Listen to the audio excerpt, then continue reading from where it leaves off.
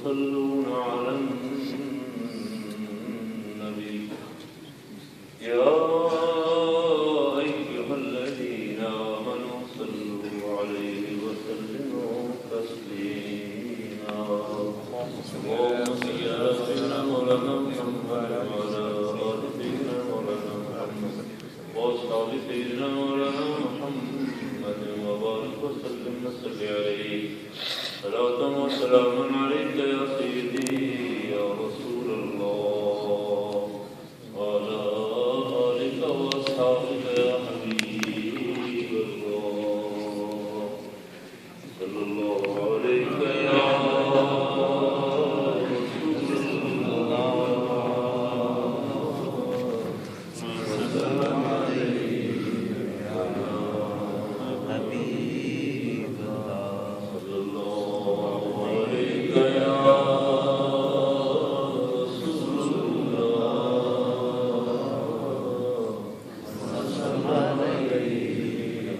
يا حبيب الله الہی جسم میں جب تک کہ میرے جان رہے تجھ پہ صدقے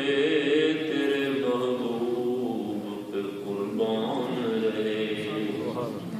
الہی جسم میں جب تک کہ میرے جان رہے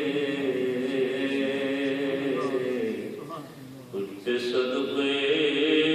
تیرے محبوب پہ قربان رہے کچھ رہے یا نہ رہے اور یہ دعا ہے کہ امیر نزا کے وقت سلامت میرا ایمان رہے علیک یا رسول اللہ وسلم علیک یا حبیب اللہ حمد و صلاۃ کے بعد آج کی نماز تراویح میں ہم نے سورہ آل عمران مکمل کی ہے اور سورہ نساء کا ایک رکوع تلاوت کی اللہ رب العالمین سید عالم صلی اللہ علیہ وسلم کا صدقہ ہمارا پڑھنا سننا قبول فرمائے آمین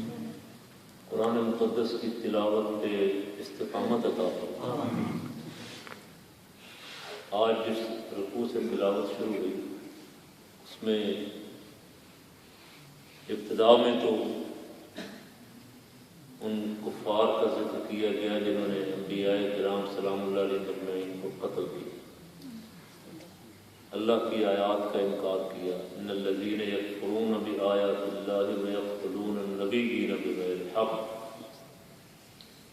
ان کی مذمت فرمائی گئی اور انہیں دردناک عذاب کی وعید سنائی گئی آگے چل کے ارشاد فرمایا کہ جس دن ہم سب کو جمع کریں گے قیامت والے دن اس کا یہ کیسے انکار کرتے ہیں فَكَيْفَ إِذَا جَمَعْنَاهُمْ لِيَوْمٍ لَا رَيْبَ فِيهِ وَوُفِّيَتْ كُلُّ نَفْسٍ مَا كَسَبَتْ وَهُمْ لَا يُظْلَمُونَ انہوں نے جو کچھ کیا ہے اس کا پورا پورا بدلہ دیا جائے گا کسی پہ ذرہ برابر بھی ظلم نہیں کیا جائے گا اگلی آیت میں رحمت عالم صلی اللہ علیہ وسلم کو ارشاد فرمایا حبیب صلی اللہ علیہ وسلم آپ فرمائیے یا آپ کہیے یا آپ دعا کیجیے کہ اللہ تو مالک الملک ہے تو جسے چاہے ملک عطا فرما دے اور جس سے چاہے ملک چھین تو ہی ملک دیتا ہے تو ہی واپس لیتا ہے اس کی تفسیر میں مفسرین فرماتے ہیں نبی کریم صلی اللہ علیہ وسلم غزوہ احزاب خندق کھودی جا رہی تھی سیدنا سلمان فارسی رضی اللہ تعالیٰ عنہ کے مشورے پہ انہوں نے عرض کی یا رسول اللہ صلی اللہ علیہ وسلم ہمارے ملکوں میں تو یہ رواج تھا کہ جب دشمن بہت طاقتور ہو تو اس کو کمزور کرنے کے لیے اس کو تھکانے کے لیے اس کے حملوں سے بچنے کے لیے ہم خندق کھود لیا کرتے تھے تاکہ دشمن اسے کراس کر کے حملہ آور نہ ہو سکے۔ یہ تجویز آپ صلی اللہ علیہ وسلم نے پسند فرمائی۔ صحابہ کرام رضوان اللہ مجمعین کی ڈیوٹی لگ گئی، لمبی خندق تھی، 10 حضرات کی ڈیوٹی لگ گئی، لوگ اتنا حصہ تمہارا ہے، اتنا حصہ تمہارا ہے۔ کہتے ہیں کہ ہم کھود رہے تھے، ایک چٹان ایسی آئی کہ ہم جتنے بھی تھے ہم اسے توڑنے سے عاجز آ گئے، ہم سے نہیں ٹکی، ہم نے بہت زور لگایا۔ بالآخر ہم نے سرکار کی بارگاہ میں ایک شخص کو بھیجا کہ یا رسول اللہ صلی اللہ علیہ وسلم، ایک چٹان ہم سے ٹوٹ نہیں رہی۔ کہتے ہیں نبی کریم صلی اللہ علیہ وسلم تشریف لائے، آپ نے کدال اپنے ہاتھ میں لی اور چٹان پہ ماری زور سے، اس سے چنگاریاں نکلی، 2 ٹکڑے ہوئی، چنگاریاں نکلی۔ نبی کریم صلی اللہ علیہ وسلم نے فرمایا کہ روم فتح ہو۔ دوبارہ پھر دوسری کدال ماری، پھر چنگاریاں نکلی، پھر فرمایا یمن فتح ہو۔ آپ صلی اللہ علیہ وسلم نے بھی نعرہ تکبیر لگایا، جب اس پہ ضرب لگائی اور 2 ٹکڑے ہوئی تو خود بھی نعرہ تکبیر لگایا۔ صحابہ کرام نے بھی بلند آواز سے اللہ اکبر کہا۔ ادھر مخالف جو کھڑے تھے منافقین، انہوں نے سنا کہ یہ نعرے لگا رہے ہیں، کیا ہوا، پتہ کرو کیا ہوا۔ نعروں سے ہیبت تو دشمن پہ پڑتی ہے، اللہ اکبر کہنے سے شیطان دوڑتا ہے، اور جتنے بھی شیاطین ہیں ان کو ضرب لگتی اللہ اکبر کہنے سے، خواہ وہ اذان کی صورت میں ہو یا نعرہ تکبیر کی صورت میں ہو۔ اور نعرہ رسالت سے بڑے بڑے شیطان دوڑ جاتے ہیں۔ ویسے نعرہ رسالت لگائیں، پتہ چل جائے گا کہ اپنا کون ہے بیگانہ۔ نعرہ تکبیر، نعرہ رسالت۔ یہ صحابہ کرام رضوان اللہ علیہم مجمعین کا نعرہ ہے، نعرہ رسالت صحابہ کرام نے لگا۔ آج لوگ پوچھتے ہیں کہ کہاں اس کا ثبوت ہے، کہاں لگا تھا؟ مودودی نے لکھا ہے خلافت و ملوکیت میں، اور طبقات ابن سعد کے حوالے سے لکھا ہے، اور بہت ساری کتابوں کے حوالے دیے، البدایہ والنہایہ کا حوالہ دیا۔ مسیلمہ کذاب کے خلاف صحابہ کرام لڑ رہے تھے۔ مسیلمہ کذاب نے حضور علیہ السلام کے زمانے میں ختم نبوت کا انکار کر دیا، نبوت کا دعویٰ کر دیا۔ اس نے کہا میں بھی نبی ہوں، آپ مجھے نبی مان لیں، میں آپ کو نبی مان لوں۔ رسول پاک صلی اللہ علیہ وسلم تو اللہ کے سچے نبی تھے، اور باطل کی کسی صورت بھی تائید نہیں فرما سکتے تھے۔ آپ نے فرمایا اللہ کریم نے مجھے سارے جہانوں کے لیے نبی بنا کر بھیجا۔ اس نے کہا آپ مجھے دیہاتوں کا نبی مان لیں، میں آپ کو شہروں کا نبی مان لیتا ہوں۔ آپ نے فرمایا نہیں، مجھے تو میرے رب نے سارے زمانوں کا نبی بنا کر بھیجا۔ قل یا ایھا الناس انی رسول اللہ الیکم جمیعا، یا رسول اللہ آپ فرما دیں انسانوں میں سب کی طرف اللہ کا رسول بن کے آیا۔ تو نبی کریم صلی اللہ علیہ وسلم کے آخری ایام تھے، حضور کا وصال مبارک ہو گیا، سیدنا صدیق اکبر رضی اللہ تعالیٰ عنہ خلیفہ بن گئے، اور مسئلہ یہ درپیش ہوا کہ مسیلمہ کذاب کا کیا کیا جائے۔ بہت سارے لوگوں نے کہا کہ ٹال دیں تو تھوڑی دیر، حالات نازک ہیں، دشمن زیادہ ہیں، دوست تھوڑے ہیں، خطرات بہت ہیں۔ تو فرمایا نہیں، ایسا نہیں ہو سکتا کہ حضور کا دشمن بھی رہے اور ہم غلامان مصطفیٰ بھی رہے۔ فرمایا اس سے مقابلہ کریں۔ لشکر بھیجا، بڑا تگڑا لشکر، اور یہ جو لشکر تھا یہ 18,000 کے قریب تھا۔ وہاں آگے اس کے پاس کو 1,00,000 کے قریب آدمی تھا جس کو اس نے گمراہ کیا ہوا تھا، اس کے پاس بہت بڑا لشکر تھا۔ وہاں جب لڑائی شروع ہوئی تو مسئلہ درپیش آیا کہ وہ کہتے تھے ہم بھی اللہ کو مانتے ہیں، صرف حضور کی نبوت کا انکار کرتے تھے، نعرہ تکبیر لگاتے تھے، ادھر سے بھی نعرہ تکبیر لگتا تھا۔ تو سالار لشکر حضرت خالد بن ولید رضی اللہ تعالیٰ عنہ نے خلیفۃ المسلمین کو خط لکھا کہ سرکار یہاں بڑا مسئلہ ہے، نمازیں بھی پڑھتے ہیں، ہم بھی نمازیں پڑھتے ہیں، ان کے بھی داڑیاں ہیں، پگڑیاں ہیں، ہمارے بھی ہیں، ہم بھی نعرہ تکبیر لگاتے ہیں، وہ بھی نعرہ تکبیر لگاتے ہیں۔ اب جب گھمسان کی جنگ پڑ جائے تو کیسے پہچان ہوگی، ہمیں کیا پتہ چلے کون کیا ہے، اپنا کون ہے، بیگانہ ہے۔ مودودی نے بھی لکھا ہے، اپنی آج بھی موجود ہے کتاب اس کی، ان پہلی کتابوں کے حوالے سے لکھا ہے۔ پتہ نہیں ماننے والے جو ہیں وہ اس تعصب کا شکار ہو گیا ہے کہ اپنے بڑوں کو لکھا وہ بھی نہیں مانتے۔ سیدنا صدیق اکبر رضی اللہ تعالیٰ عنہ ہے، ان سے بڑا قرآن جاننے والا اور حضور کے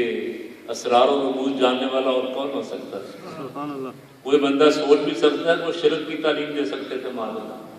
انہوں نے لکھ کے بھیجا، فرمایا وہ نعرہ تکبیر لگاتے ہیں تم بھی لگاؤ، لیکن تم نعرہ تکبیر کے ساتھ نعرہ رسالت بھی لگاؤ۔ فرمایا پہچان ہو جائے گی اپنا کون ہے بے گانا۔ اس لیے کہ وہ تو حضور کی نبوت کے منکر تھے نا، خدا کے منکر تو نہیں تھے، حضور کی نبوت کے انکاری تھے۔ فرمایا تم یا محمد یا رسول اللہ کا جو نہیں کہے گا تلوار مار کے سر پتہ چل جائے گا کون اپنا ہے کون بے گانا۔ تو یہ نعرہ رسالت جو ہے سرکار صدیق اکبر رضی اللہ تعالیٰ اور صحابہ کرام رضوان اللہ علیہم اجمعین کی سنت ہے۔ صدیق اکبر پہلے مسلمان، پہلے خلیفہ، اور خلیفہ بھی خلیفۃ الرسول۔ سبحان اللہ، سبحان اللہ کہہ رہے ہیں سبحان اللہ۔ تو بابا یہاں تو چھوٹے موٹے پیر کا خلیفہ ہو کوئی مان نہیں ہے، پیر صحیح ہو یا جعلی ہوگا تو میں خلیفہ ہوں۔ اللہ، اور یہ سارے نبیوں کے امام، رسولوں کے امام کے خلیفہ، سارے صحابہ کرام نے بھی انہیں خلیفۃ الرسول کہا۔ ان کے بعد پھر حضرت فاروق اعظم رضی اللہ تعالیٰ کو خلیفۃ رسول اللہ کہنا چاہا، منع فرمایا نہیں، یہ خلیفۃ الرسول کا لقب جو ہے یہ صدیق اکبر کے ساتھ ہی سجتا تھا۔ فرمایا مجھے امیر المومنین کہہ لیا۔ یہ خلیفۃ الرسول انہی کے ساتھ سجتا تھا جن کو سرکار نے خود اپنے مصلی پہ کھڑا کیا، اپنی حیاتی میں، ظاہری حیات میں حضور سرور کائنات صلی اللہ علیہ وسلم نے اپنے مصلی پہ خود صدیق اکبر کو کھڑا کیا، اور 17 نمازیں آپ نے سرکار کی ظاہری زندگی میں بیماری کے ایام میں 17 نمازیں پڑھائیں۔ نبی کریم صلی اللہ علیہ وسلم حجرہ پاک میں علیل تھے، تو یہ نعرہ رسالت صدیق اکبر کی، اور ظاہر ہے جب صدیق اکبر خلیفہ تھے سارے رات تھے، فاروق اعظم بھی تھے، عثمان غنی بھی تھے، علی المرتضیٰ بھی تھے، اشرف مبشرہ میں سے بہت سارے تھے، بدری سے ابا سارے تھے، چند ایک جو شہید ہو گئے ان کے علاوہ باقی بہت سارے تھے سارے۔ کسی نے انکار نہیں کیا ان کے اس فعل کا، کسی نے انکار نہیں کیا، جس کا معنی یہ ہے کہ صحابہ کرام رضوان اللہ علیہم اجمعین کا نعرہ رسالت پہ اجماع ہو چکا ہے۔ اجماع تو صحابہ کرام کا جب ہو چکا تو بھائی اس کے بعد جو مرضی ادھر ادھر کرتا پھر تو بڑے سے بڑا تو مفتی آ جائے، ہم صدیق اکبر رضی اللہ تعالیٰ عنہ اور صحابہ کرام کا اجماع مانیں گے، کسی آرے غیرے کا نہیں مانیں گے۔ تو میں عرض کر رہا تھا کہ سرکار نے نعرہ تکبیر لگایا، صحابہ کرام نے بھی لگایا، انہیں فکر لاحق ہوئی کہ یہ نعرے لگا رہے ہیں کیا بات ہے۔ پتہ کرتے کرتے پتہ چلا بھی ان کے نبی صلی اللہ علیہ وسلم نے ان کو خوشخبری دی ہے، یمن فتح ہو گیا، روم فتح ہو گیا، ایران فتح ہو گیا۔ منافق تھے، کہنے لگے دیکھو عجیب لوگ رہا کر، ابھی خندق کھود رہے ہیں اپنی حفاظت کے لیے، مقابلہ کر نہیں سکتے، اپنی جان کی حفاظت کے لیے خندق کھود رہے ہیں، اور خبریں کتنی بڑی بڑی دے رہے ہیں، یا خواب کیسے کیسے دیکھ رہے ہیں معاذ اللہ سے۔ یہ منافقوں نے اور یہودیوں نے کہا، اور ایمان والے جتنے تھے انہوں نے حضور کی زبان سے نکلا سر تسلیم پانا ہے۔ کسی نے کوئی اعتراض کہہ دے، جس کا معنی یہ ہے کہ ایمان جو ہے، ایمان نام ہی اس بات یقین کا ہے، کامل یقین کا ہے۔ ایمان اعتراض نہیں کرتا، ایمان شکوک و شبہات پیدا نہیں کرتا۔ جہاں ایمان ہے وہاں شک نہیں ہے، جہاں شک ہے وہاں نفاق ہے، جہاں عظمت نبوت پہ کوشچن ہے، سوالات ہیں، وہاں آپ سمجھ لیں کہ اس دل میں منافقت ہے، حضور کی محبت نہیں، حضور کی عظمت سنیں تو خوش ہو جائیں، یہ ایمان کی علامت ہے۔ کس سے سن رہے ہیں؟ کسی سے سرکار کی کوئی عظمت بیان کر رہا ہے، جو بھی کر رہا ہے، ہمارے آقا مولا صلی اللہ علیہ وسلم کی عظمت تو حق ہے، کوئی اسے بیان کرنے کا حق ادا نہیں کر سکتا، کوئی بھی کر رہا ہے۔ صدیق اکبر رضی اللہ تعالیٰ عنہ نے معراج ابو جہل سے سنا۔ ابو جہل نے کہا کہ تمہارے نبی صلی اللہ علیہ وسلم کہتے ہیں کہ میں معراج کر کے آیا، اور یہ نہیں فرمایا کہ میں نے ابو جہل سے ایک بات سنی ہے میں کیسے مان سکتا ہوں، ابو جہل بڑا بے ایمان آدمی، بہت بڑا کافر ہے۔ حضور کی عظمت کی بات تھی، اسے فرمایا کہ تو میری سرکار کے بارے میں کہتا ہے کہ حضور نے فرمایا ہے، اگر حضور نے فرمایا ہے تو سچ فرما۔ اس کا معنی یہ ہے سرکار کی محبت اور عظمت والی بات کہیں سے بھی ملے لے لو۔ ایمان والا اس کا انکار نہیں کرتا۔ منافق جو ہے وہ رحمت عالم صلی اللہ علیہ وسلم کی ذات اقدس پر عظمت پہ بھی انگلی اٹھاتا ہے، اعتراضات کرتا ہے۔ منافقوں نے کہا یار یہ دیکھو کیسی باتیں کر رہے ہیں، تو مفسرین نے لکھا ہے کہ اس وقت پہ یہ آیت پاک نازل ہوئی، جبریل امین علیہ السلام کو بھیجا کہ جا کے محبوب صلی اللہ علیہ وسلم سے کہو کہ یوں دعا کیا کریں، قل اللہم مالک الملک تؤتی الملک من تشاء وتنزع الملک ممن تشاء وتعز من تشاء وتذل من تشاء بیدک الخیر انک علی کل شیء قدیر۔ اے حبیب صلی اللہ علیہ وسلم آپ فرمائیں یا اللہ تو سارے ملکوں کا مالک ہے، تو جسے چاہے ملک عطا فرما دے۔ حضور خبر پہلے دے چکے تھے، رب کریم کو منظور یہی تھا کہ یہ سارے ملک فتح ہوں گے، حضور کا جھنڈا لہرائے گا، اس لیے حضور صلی اللہ علیہ وسلم سے فرمایا کہ آپ یہ دعا کیا کریں، جس کا معنی یہ ہے کہ رب کریم جب خود دعا کا حکم دے رہا ہے تو منشا اور مشیت یہ تھی کہ محبوب صلی اللہ علیہ وسلم کی زبان پاک سے دعا ہوگی، قبول ہو جائے گی، اور ساتھ امت کو تعلیم مل جائے گی، امت کو بھی تعلیم مل جائے گی اور عقیدے میں پختگی آ جائے گی۔ وہی عزت دینے والا ہے، وہی ذلت دینے والا ہے، اور یہ تو تجربے کی بات ہے بھائی کہ نہ عزت مال میں ہے، نہ اقتدار میں ہے، نہ بہت بڑے خاندان میں ہے، نہ بہت بڑے قبیلے میں ہے، نہ بہت ساری زمینوں میں ہے۔ عزت اللہ کریم جسے عطا فرما دے تو جھگی میں بیٹھا ہوا اسے اپنے عزت سے نواز دے۔ جو اللہ رب العالمین کے محبوب صلی اللہ علیہ وسلم کا سچا غلام ہو گیا ہے، خواہ وہ کسی کچی جھگی میں بیٹھا ہوا، کسی اجرے میں بیٹھا ہوا ہے، رب کریم نے اسے بڑے بڑے بادشاہوں سے بڑی عزتیں عطا فرمائی، اور بادشاہوں کو تو روز گالیاں پڑتی ہم دیکھتے ہیں، ان کے ہائے ہائے کے نعرے لگتے تو روز دیکھتے ہیں، جس کا معنی یہ ہے کہ عزت اقتدار میں نہیں ہے۔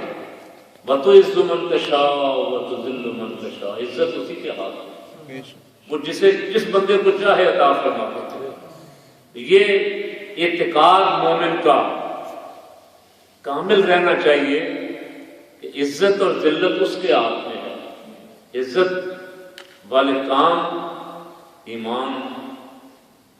توحید پہ ایمان، رسالت پہ ایمان، اللہ کی کتابوں پہ ایمان، آخرت پہ ایمان، ایک سے آگے ہے۔ عرض کی یا رسول اللہ صلی اللہ علیہ وسلم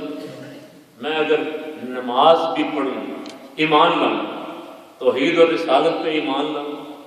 5 وقت کی نماز پڑھوں، روزے رکھوں، حج کروں، زکوٰۃ دوں، تو حضور مجھے کیا ملے گا؟ تو فرمایا تیرا حشر قیامت والے دن صدیقین اور شہداء کے ساتھ ہوگا۔ وہ بہت لمبی چوڑی اس کے علاوہ اس کو وظیفہ نہیں بتایا، مشقت نہیں بتائی، یہی فرائض ایمان کے ساتھ، پورے یقین کے ساتھ۔ سرکار اگر میں یہ کام کروں جو ارشاد فرمائے گئے ہیں تو فرمایا قیامت والے دن تیرا حشر صدیقین اور شہداء کے ساتھ ہوگا۔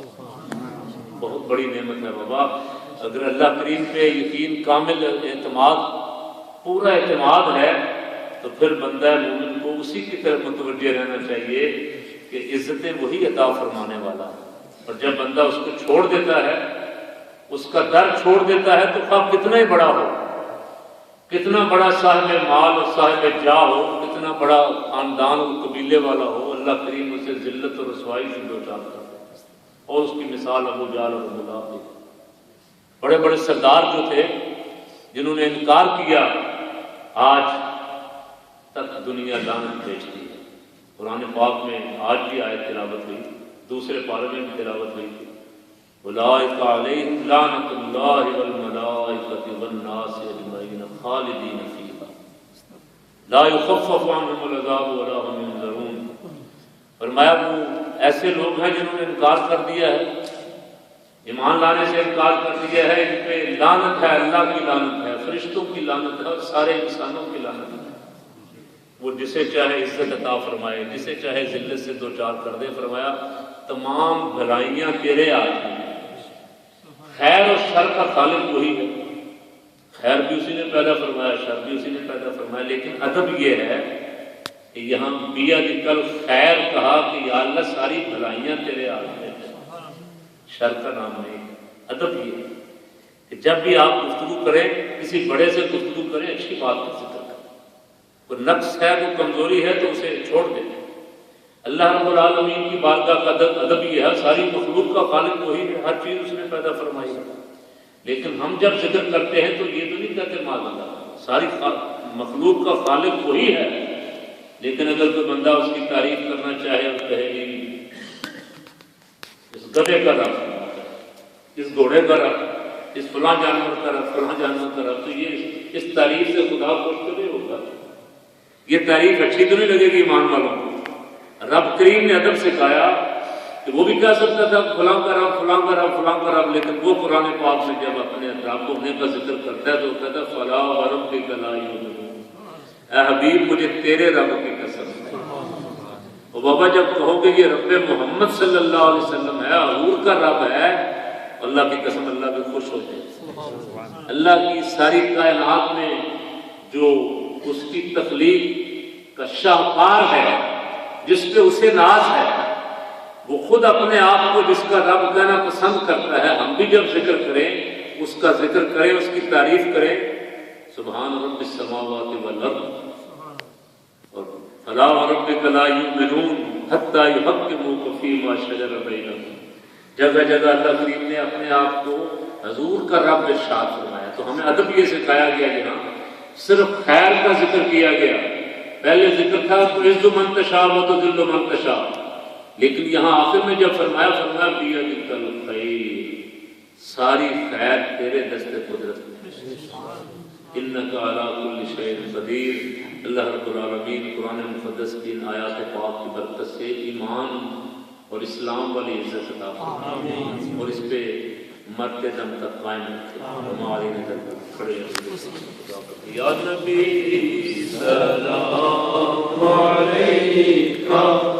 یا رسول سلام علیکہ، یا حبیب سلام علیکہ،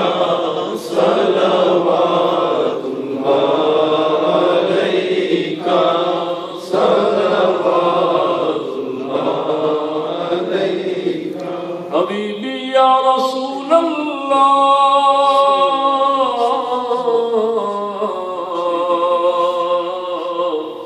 آپ کے در کی فقیری، دو جہاں کی ہے امیری، آ گیا ہے وقت پیری، للہ کیجے دستگیری، یا نبی سلام علیکہ، یا رسول سلام علیکہ، یا حبیب سلام علیکہ، صلوات اللہ علیکہ،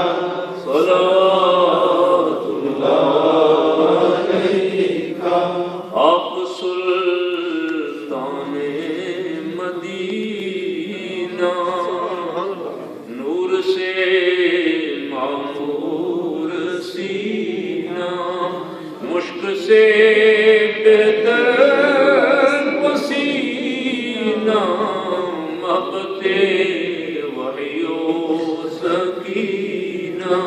یا نبی سلام علیکہ، یا رسول سلام علیکہ، یا حبیب سلام علیکہ، صلوات اللہ علیکہ،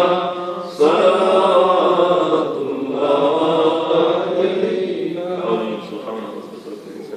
يصفون والسلام على المرسلين والحمد لله رب العالمین۔ یا اللہ دربار مصطفیٰ میں حاضری قبول فرما، الہی درود و سلام کی زیادہ سے زیادہ توفیق عطا فرما، یا اللہ درود و سلام کی برکت سے سینوں کو منور فرما، یا اللہ آنکھوں کو روشن فرما، الہی رحمت عالم صلی اللہ علیہ وسلم کی سچی محبت نصیب فرما، ذرہ عشق نبی الحق طلب، سود صدیق ولی الحق طلب، یا اللہ اپنے ان پاک بندوں کی عشق اور محبت کا ایک ذرہ نصیب فرما، الہی درود و سلام کی برکت سے سب کو مدینہ پاک کی حاضری نصیب فرما، یا اللہ رسول پاک صلی اللہ علیہ وسلم کی سنہری جالیوں کے سامنے کھڑے ہو کر درود و سلام کی سعادت عطا فرما، الہی ہمارے بیماروں کو شفا عطا فرما، یا اللہ مشکلات آسان فرما، حضور رحمت عالم صلی اللہ علیہ وسلم کی جمیع امت کی مغفرت فرما، صلی اللہ تعالی علی حبیبہ سیدنا مولانا محمد وآلہ وصحبہ اجمعین برحمتک یا